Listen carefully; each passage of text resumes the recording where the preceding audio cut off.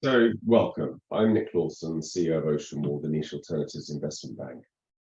44 years ago, Chile's government made lithium a strategic mineral. Effectively, this was a nationalization of the industry, and any advancement of Chilean lithium projects became incredibly hard for private companies. Last Thursday, the long-awaited announcement from the Chilean government regarding their lithium resources was made by President Boric. What was anticipated was that something would come out that would encourage foreign investment. What in fact happened was an unannounced televised address to the nation, giving an outline of the plan which lacked detail and caused confusion. Although he did not explicitly use the word nationalization, he used phrases like share the wealth without any details being given. Within an hour, Reuters in their reporting had used the word nationalization. And since then, the reaction to this announcement has been misunderstanding, misinterpretation, and confusion.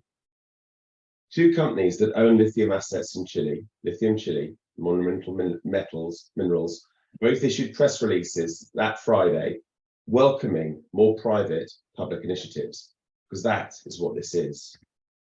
Today, I'm delighted to welcome Michelle DeCecco, the Vice President and COO of Lithium Chile. Welcome, Michelle. Thank you. Jamil, CEO of Monumental Minerals. You Both have on what this announcement will mean. They'll be talking through the practicalities of these possible changes. They'll also be available for a Q&A at the end of the talk. We are recording this and we'll be sending this out to any interested parties afterwards. So in the time that we have, obviously, welcome Jamil, welcome Michelle. Michelle, I'll start with you. First and foremost, what is the market getting wrong about this story? You know what, Nick, you hit it on the head when you said nationalization. That word invokes fear, and that's exactly what the media did. And because of that, the market responded accordingly. This is not a nationalization in respect to how we view that word and what happens when a government takes over everything. This is more, like you said, this is a private public initiative, and that's why companies like Lithium Chile and Monumental quickly got to the table with a press release saying, hey, we're encouraged by this. This is exciting. And it's really unfortunate that the market took the opportunity to really misdiagnose what the government meant by that, because like I said, companies like us are looking forward to this for the last 9 months since the Constitution was shot down by 65%. I think to add one thing to that, when we're operating in the kind of fragile and febrile environments that we're in at the moment, with the way in which the markets have sold off recently, and the way in which people's first reactions to sell first and ask questions later, I think that exacerbated that. So you used the word opportunity. Jamil, I'm going to come to you and ask you, what do you see as the main opportunities and also what the risks associated with this initiative? Well, in terms of opportunities, I think it's that your partner company. So in this case, it could be the public company will have some skin in the game. They'll be there to help you out. They'll give you a blueprint.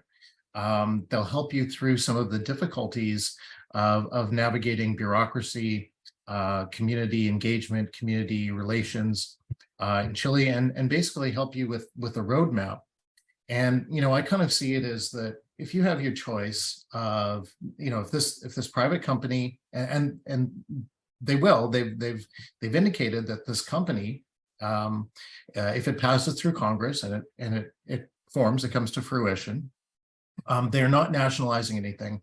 They're not going to take 5%, 20%, 51%, 100% of your claims. They want to work with you. And so all things being equal, if you had your choice to work with a Chilean public company or let's say another foreign private company, I'd probably want to choose the public one because, again, they'll help facilitate these things with you. They'll help you get things across the line, and they have deeper reaches to do this compared to that other, private company that you potentially could work with. But in terms of risk, and really, it's right now it's the negative investor sentiment, and rightly so. I mean, for someone that doesn't have their ear to the ground with respect to Chilean law and Chilean mining law, this would be quite alarming. And a lot of people will sometimes put Chile into the same basket as other countries in Latin America, where they maybe should be genuinely scared. And so right now that is the biggest risk, that the message that gets out and that the government puts out. This is not just the fault of the of media, like media outlets that have talked about nationalization. It's also the fault of how the government has rolled this out and how the government has discussed this. And so, I think that the real risk right now is negative sentiment.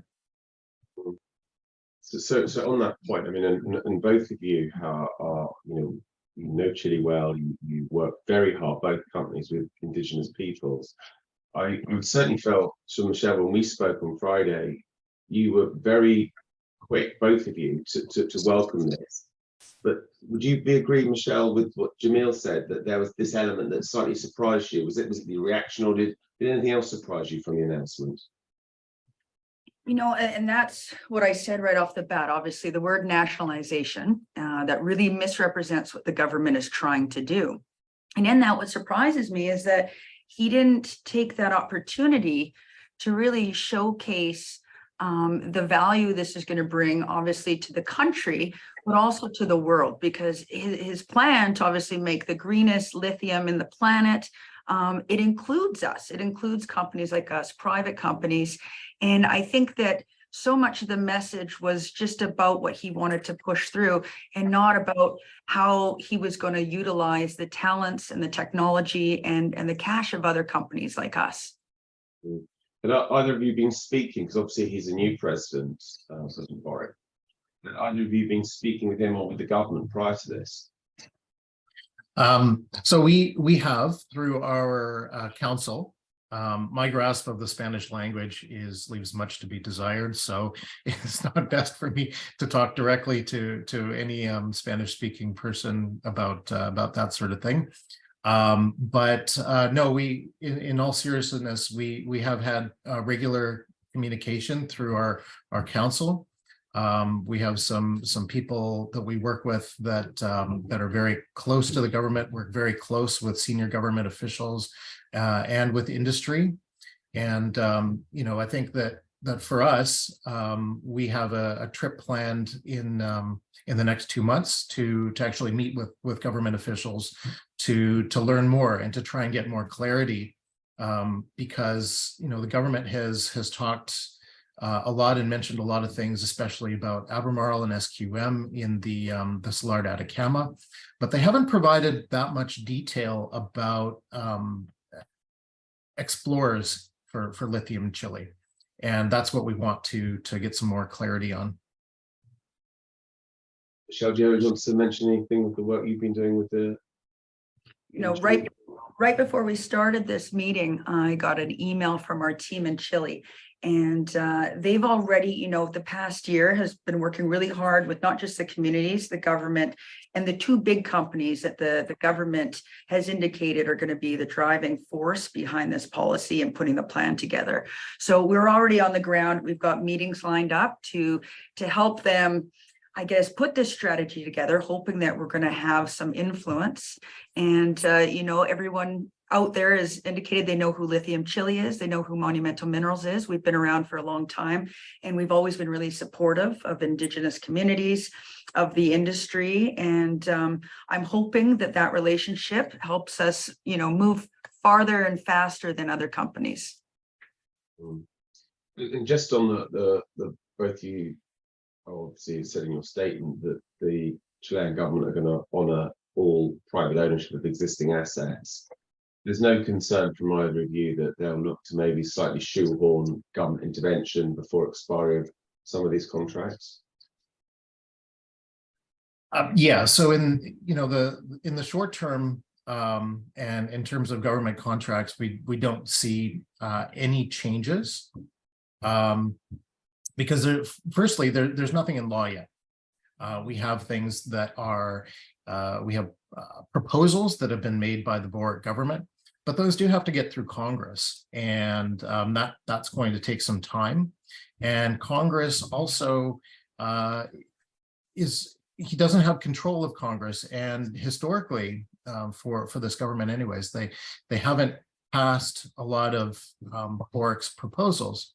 So I think that they're in the short term, there's very little change for us other than fact finding and understanding more about what's going to what the plan is with smaller explorers such as ourselves and Lithium Chile. So Michelle, on that point, then, I mean, do you two questions in this one? Do you think the any opposition party view would be the same here now? Is there sort of bipartisan support for this? And the other one is what do you think the government's longer term? What do you think Gabriel Boric's longer term sort of goal is here by bringing in this public-private initiative? You know, those are really good questions, in that I was in Chile last year, Nick, and driving through some of these small communities that we have to go through to get to our properties, you can really see that this is a country, despite its natural resources, a lot of the areas are suffering. And from a human standpoint, I thought about it and thought, I really hope the government is able to put together a policy and plan that can, you know, make their country prosper. They are sitting on this amazing, you know, white gold, so to speak. And I hope that they are able to, you know, allow for all their communities to benefit. So in that, obviously, their plan is to create a lithium industry that is the greenest, that produces more lithium, top grade, high quality lithium than anyone else in the world. And I think put some of the funds back that they receive in that into these communities that really need it. Now, would it be different if the opposition came in? I think now that they've, you know, told the country and their communities what that goal is and how they can benefit, I would hope, like I said, from a human standpoint, that they do effectively put a policy together that allows for this country to prosper like it never has before. And so I don't see this going off the table. I don't see that, you know, this plan for the lithium industry, it would change a lot. But like I said, this is still has to be passed through Congress. It's not an approved policy. And so we're going to have to wait and see. So on that point, the next election is, let me get this right, it's November 2025. So what does our timeline look like now? I mean, will this persist as an overhang on the shares, or will this be something that will be a statement and people will get through it? Because, you know, both of you are best-in-class operators, but you've been hit your share price-wise by this sort of external event. You cited earlier, Jamil, that point of what worries people, and you know, a lot of us can remember, well, not remember personally, but from history books, 1971 and the copper nationalisation. It took sort of Nixon and then Pinochet to return that to bring in foreign investment. I mean, is this going to be something that hangs heavy over, or do you think it's something that will clear quite soon? That's a very good question. I think that's the $1 million question. And it's really hard to understand. What I would like to see happen is, and this just goes back to how the government communicates with Chileans and with foreign groups about this proposal and about this proposed public company. You know, I'd just like to see that they do it better. I actually think that whatever PR firm that they've been using, I think they should be fired. I think it was a horrible way to do it. But you know, I think that you know, in terms of what we have right now, and the assets, the current contracts that we have, I don't think that there's any risk whatsoever. We are completely different from SQM and Albemarle. In those situations, both of those companies lease from a government group called Corfo, and those leases are up for SQM in 2030 and 2043 for Albemarle. And the government's doing the right thing there by saying we're going to honor your agreements until those end. But we are very different. We have exploration claims that are just like if you were looking for copper or looking for gold or any other metal in Chile. And so right now our current contracts, our current claims, they are extraordinarily robust, and they are protected by Chilean law, and they're also protected through international treaties that Chile has signed on to. So if we have got questions coming in, so we'll move on to those in the time that we have. Michelle, if Boric's proposals get rejected, what do you think happens next? I'm sorry, Nick, you cut out. If Boric's proposals get rejected, what do you think the next thing that happens there then is? I think it's back to the drawing board. In terms of companies like Monumental and Lithium Chile, we're plowing ahead. In fact, we're starting our Yamara program on May 15th. I know that Jamil's got a project coming up in May as well on the Turi program. And so, I mean, you have to understand that, again, this is, back in the 70s when the government kind of quote unquote decided to nationalize this industry. Nothing has really happened since then. And so companies like ours have been able to acquire these exploration claims, like Jamil said. We've been able to explore, but there's been no clear path forward. And so I think that we're going to be able to continue to do so.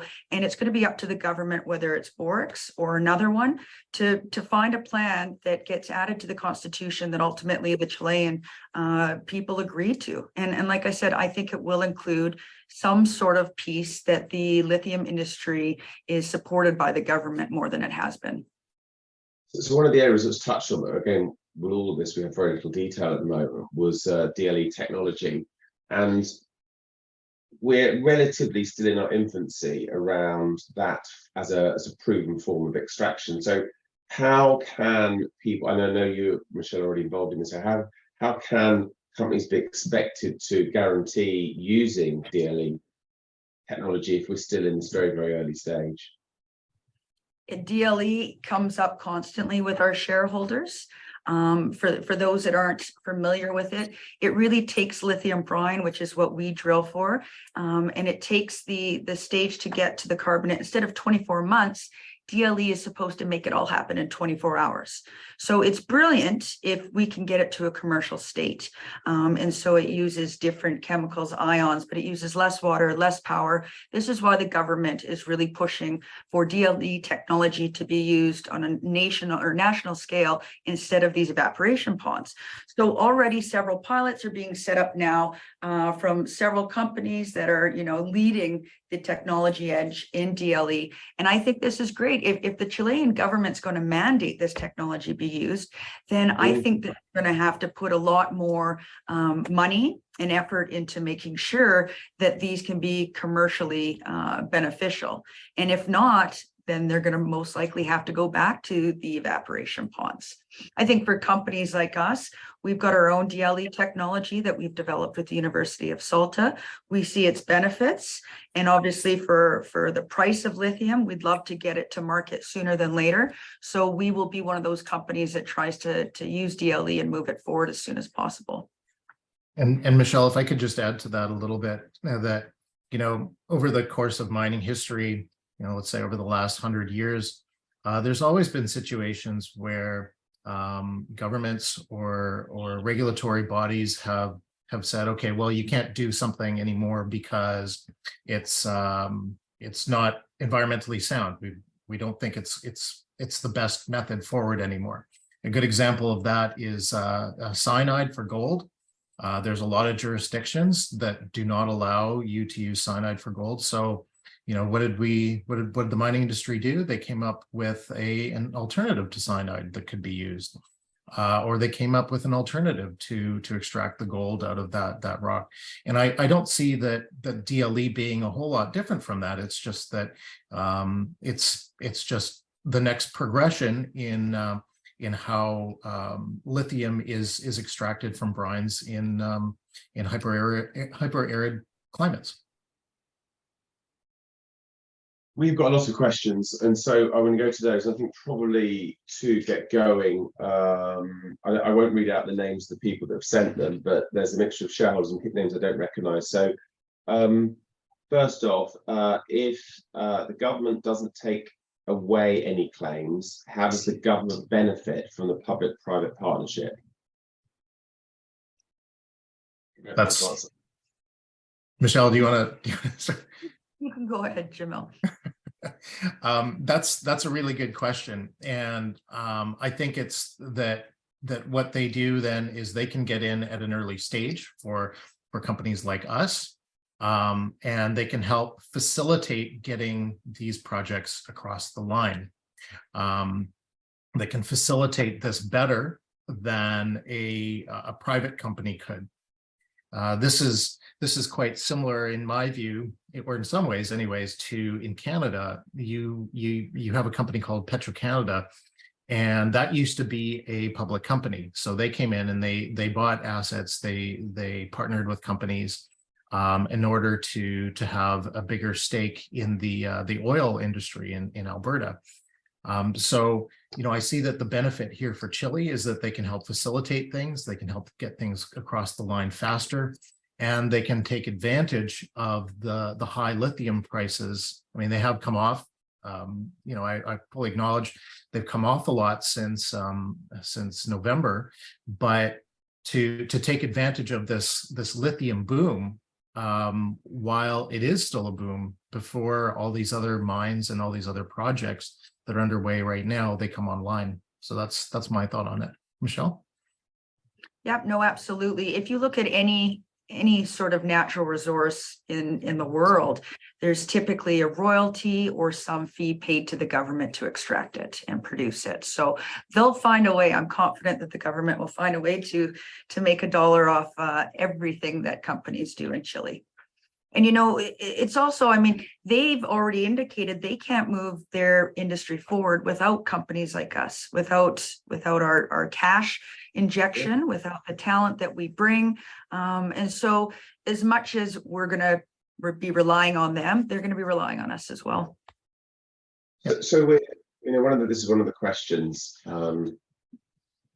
Effectively seeing someone SQM Albemarle or the Chilean government planning a news release to explain the details and remove the confusion. And that I'd also like to know what has the industry collectively been saying over the weekend, digesting this, and is there anything being fed from the Chilean government, or when can we expect more detail on this?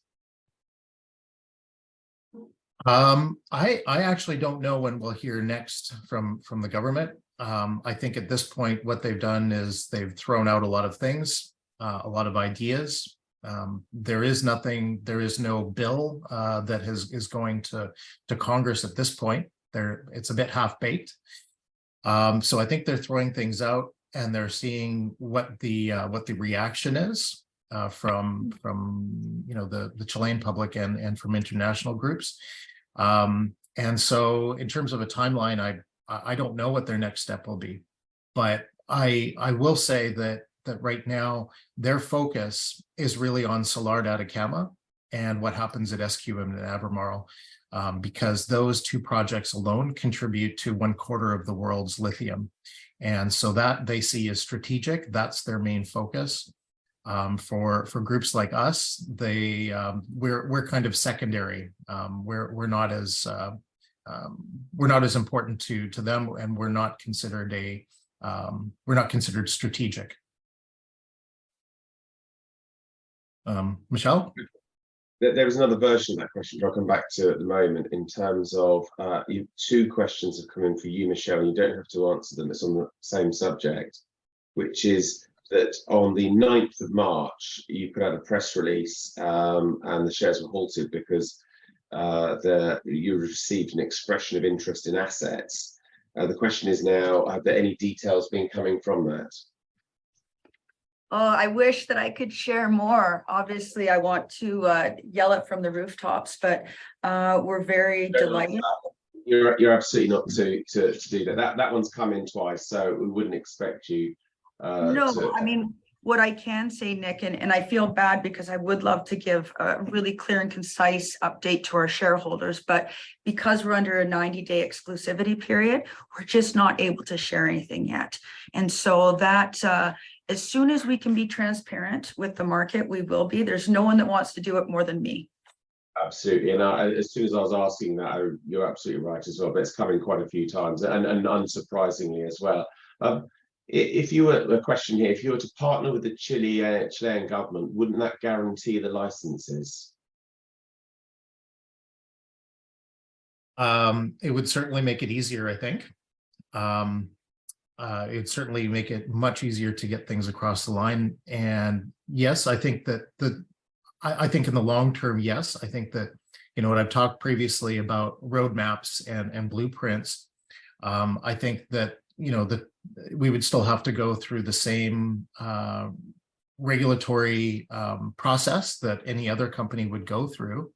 But I think that you would just have a group that would be able to help you through that, and who knows that, obviously knows that system inside and out and backwards, to facilitate it more quickly. That's my take on it. Michelle, No, I agree. You know, there's so many solars in Chile, so many. We've got 12 of them in our portfolio. There is just no way the government can do this on their own. There's just no way. And so I think that, you know, the message that's been lost here is we've been waiting for this day. We've been waiting for clarity. And while we don't know the exact timing and there hasn't been a bill presented, with the government support, it allows us to move forward. okay, so it's the sort of overall theme seems to be we need more detail. This has been welcome. The way it's been articulated has been poor by the government. The legacy issues of 1971, the fragility of the markets, people's uncertainty around EM space anyway, has led to this sort of confusion, also the sell-off in the share prices.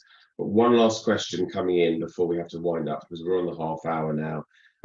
Question coming in saying, is it only companies already operating in Chile that fall under this new proposed policy? Or will any new companies coming in be subject to the same policies? Michelle? You know what, again, it just hasn't been detailed, and we have to remember this hasn't been passed through Congress yet.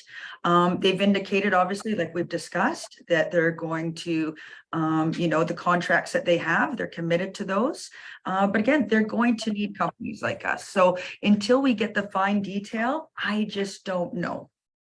I've heard some rumblings and some talk that what they would do if a new company wanted to come into Chile, because every solar is basically staked up right now. Someone has it, whether it's us or Lithium Chile or Anami or Codelco.